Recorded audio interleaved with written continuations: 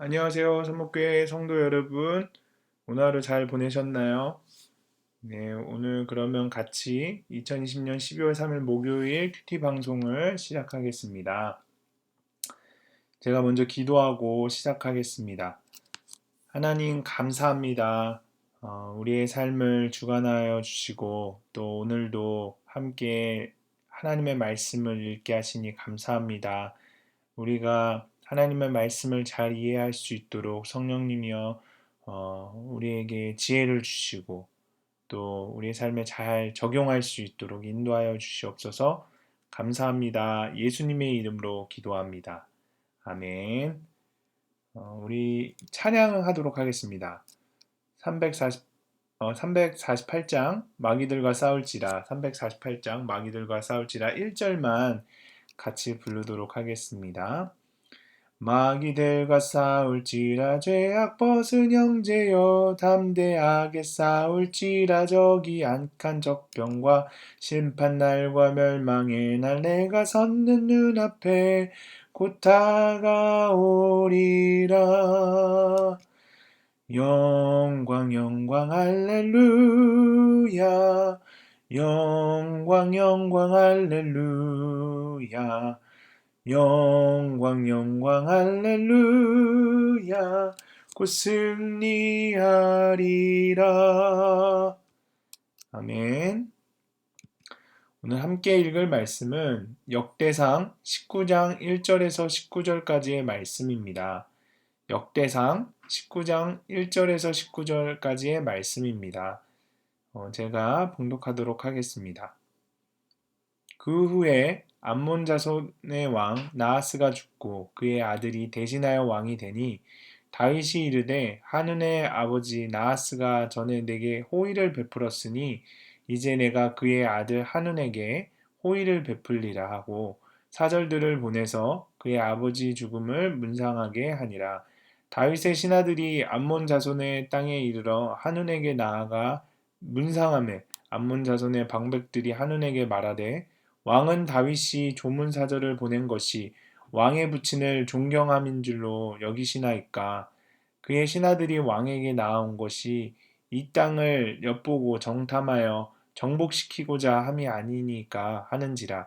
한운이 이에 다윗의 신하들을 잡아 그들의 수염을 깎고 그 의복을 볼기 중간까지 자르고 돌려보내매 어떤 사람이 다윗에게 가서 그 사람들이 당한 일을 말하니라. 그 사람들이 심히 부끄러워하므로 다윗이 그들을 맞으러 보내 왕이 이르기를 너희는 수염이 자라기까지 여리고에 머물다가 돌아오라 하니라. 암몬 자손이 자기가 다윗에게 믿게 한 줄을 안지라.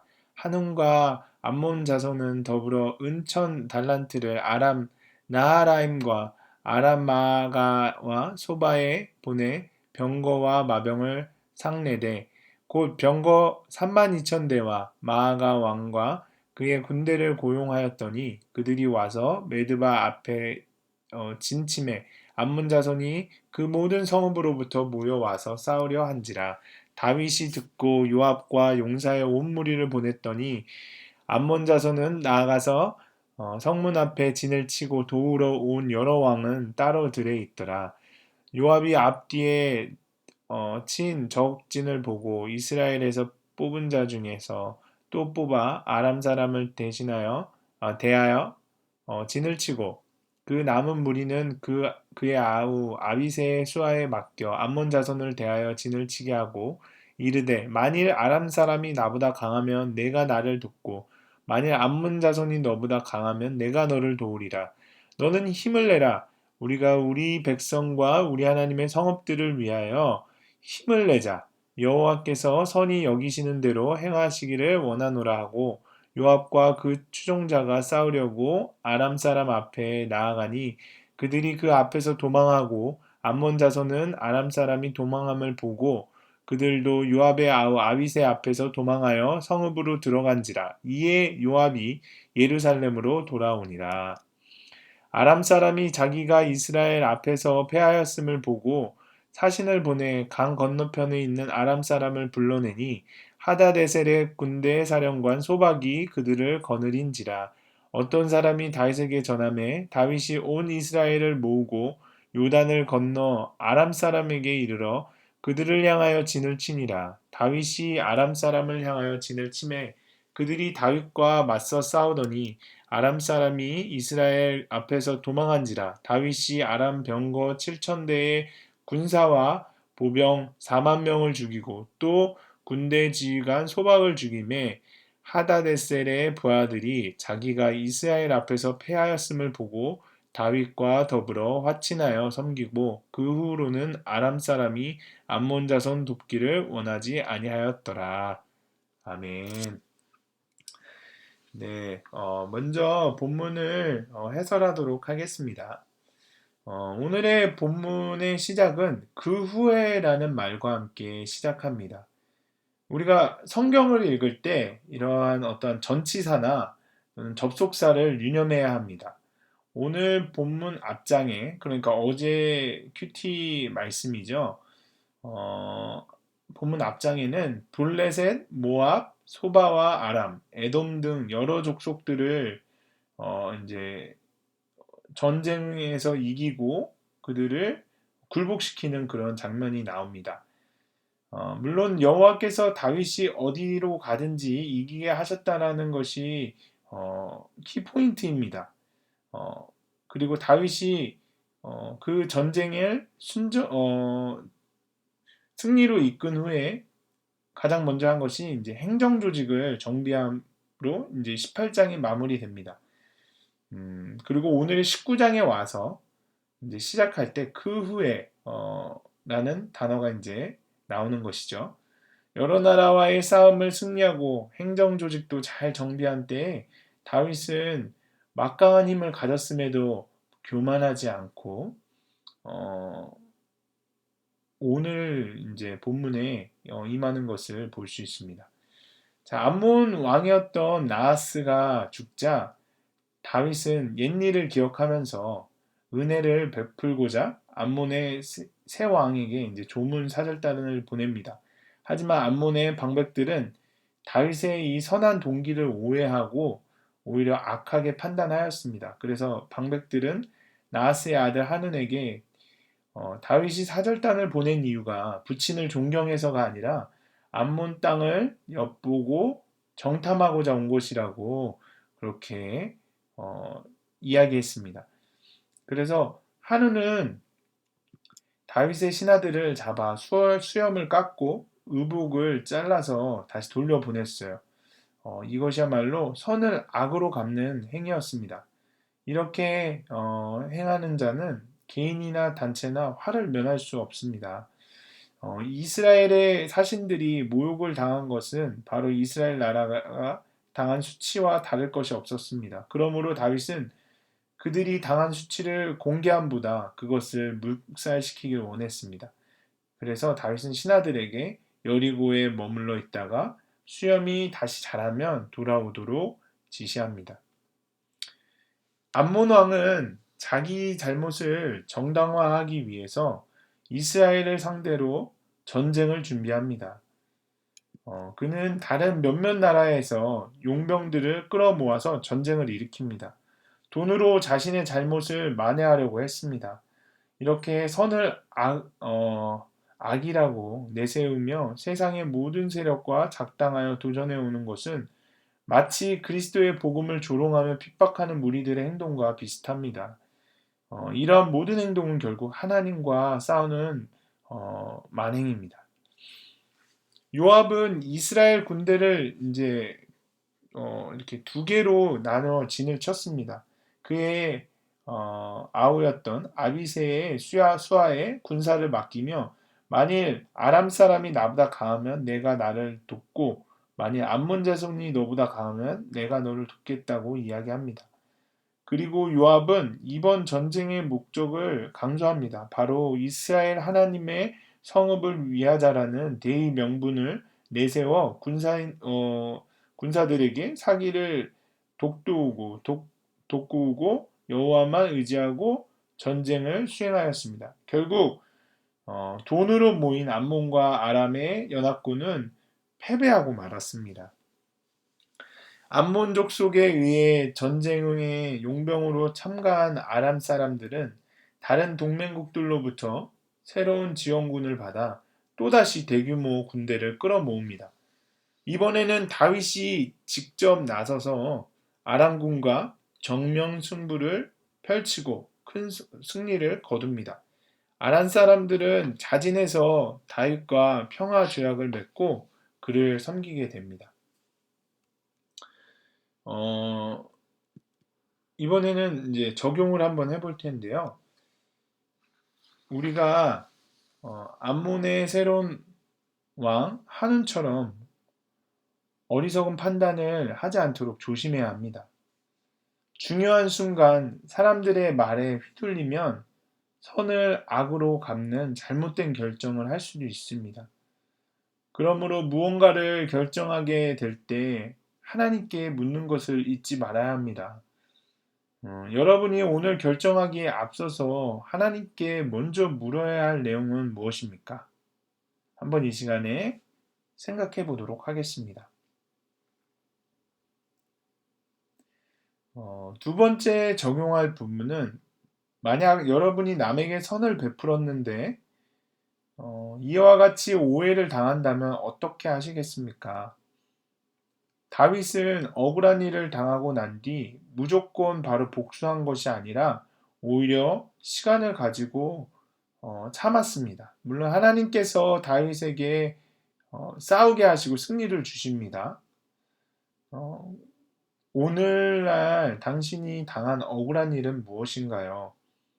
여러분은 지금 당장 복수를 하시겠습니까? 아니면 하나님이 하나님의 때에 하나님의 방법으로 해결해 주시길 기다리시겠습니까?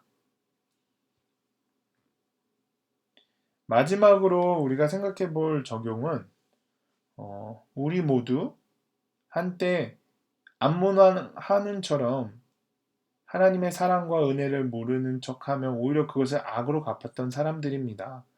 그러나 하나님은 그런 우리를 용서하시고 우리의 죄를 위해 예수 그리스도가 십자가에 달리게끔 하셨습니다. 오늘 내가 하나님의 사랑을 잊고 살았던 영역은 무엇인지 한번 돌아봅시다. 그리고 당신이 회개하고 하나님께 돌아가야 할 영역이 무엇인지 어, 생각해보고 적어보는 시간을 가졌으면 좋겠습니다. 네, 만약에 그렇게까지 적용을 하셨다면 이 시간에는 묵상 간증을 함께 읽도록 하겠습니다. 183쪽에 보면 사라져버린 세상 용병이라는 김동호 씨의 간증을 읽도록 하겠습니다. 부모님은 장로와 권사라는 직분으로 한국 기독교를 대표하는 대형 교회를 섬기셨습니다. 주일 예배를 마치면 교회 마당에서 저희 5명의 형제와 그 가족이 다 같이 모이는 것을 자랑 삼으셨습니다. 신앙심과 효심이 좋아 보이는 저희 가족은 교인들에게 부러움의 대상이었고 결혼 정년기인 형들이나 막내인 저는 많은 분에게 관심의 대상이기도 했습니다. 그런데 5형제 중 가장 열심히 신앙생활을 하던 제가 이단에 빠지게 되었습니다. 교회에서 존경받던 가족에게 수염이 깎이고 의복이 잘리는 수치와 조롱을 안겨준 것입니다. 가족은 제게 이단에서 나오라고 부르짖었지만 저는 그곳에서 만난 자매와 결혼까지 한 뒤 지인들에게 이단 교리를 전하며 11년간 이단 교회를 열심히 섬겼습니다. 그러다가 하나님의 강권적인 인도하심으로 이단의 실체를 알고 그곳에서 나오게 되었습니다. 하지만 이단에 있었다는 것이 알려져 수치와 조롱을 당하고 싶지 않았습니다. 그래서 저를 주께서 다시 돌아오게 하려고 전도하던 사람들을 피해 다녔습니다. 그런데 부모님은 저를 볼 때마다 어떻게 그런 곳에 갈 수 있냐며 핀잔을 주셨습니다. 그때라도 저는 회개하고 저의 어리석은 행동에 대해 용서를 구해야 했지만 자존심을 내세우며 오히려 부모님께 화를 내었습니다. 그래서 가족과 함께 다니던 교회로는 돌아가지 못하고 이 교회 저 교회를 전전하며 이단에 있던 사실을 숨긴 채 속으로 목사님들의 설교와 성도들의 신앙생활을 무시했습니다. 그러면서도 겉으로는 과거 대형교회에서 교사로 봉사했었다며 외적인 것을 내세우고 믿음이 신실한 척을 했습니다. 교회에서 어쩌다 같은 이단에 있던 사람을 만나면 서로 눈치껏 모른 척을 했습니다. 그러다 보니 교회를 자주 옮기게 되었고 물질과 자녀 학벌을 용병 삼고자 아파트 투기와 자녀 교육에 집착했습니다. 하지만 모두 실패하여 나의 수치를 가려주리라 믿은 세상 용병들이 다 사라지고 말았습니다. 이렇게 회개하지 않고 행한 모든 일에는 선한 것이 하나도 없었습니다. 그럼에도 지인을 통해 날마다 큐티하는 여자, 날마다 살아나는 큐티라는 신앙서정을 읽고 기복신앙 뒤에 숨은 저의 욕심을 깨닫게 되었습니다. 그 후 말씀 공동체로 인도되어 그곳에 정착하였습니다. 여호와께서 선히 여기시는 대로 행하시기를 원하노라 하고 고백하는 다윗 공동체와 같은 믿음의 지체들에게 이단에 속했던 사실과 저의 수치와 죄를 솔직히 나누다 보니 자유함을 얻게 되었습니다. 또한 양육을 받으며 제 속에 여전히 남아있던 부동산 투기, 자녀 학벌과 같은 세상 용병에 대한 미련을 내려놓을 수 있었습니다.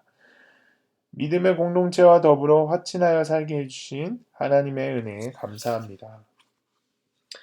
네, 그리고 적용을 이렇게 하셨어요. 자녀가 학벌과 같은 세상 용병이 아닌 주님을 의지하도록 일주일에 한 번 가정 예배를 드리겠습니다. 이단에서 나와 방황하는 지체들이 교회에 정착할 수 있도록 저의 간증을 전하며 섬기겠습니다. 네, 여러분들도 이런 묵상 간증을 써보시면 좋을 것 같습니다. 그렇다면 이제 기도하고 마치겠습니다. 제가 기도하고 마치도록 하겠습니다. 하나님, 이 세상을 살아가면서 하나님의 자녀로 아름다운 선행을 베풀 때 그에 합당하지 않는 대우를 받기도 합니다. 그러나 주님, 그런 일을 당해도 감정적으로 대응하는 것보다 복수는 하나님께 맡기고 우리는 원수를 사랑할 수 있는 힘을 허락하여 주시옵소서. 우리가 먼저 하나님께 용서받은 자로서 나를 힘들게 하는 사람들을 용서해주는 삶을 살길 원합니다. 감사합니다. 예수님의 이름으로 기도합니다. 아멘. 네, 오늘 하루 수고하셨습니다.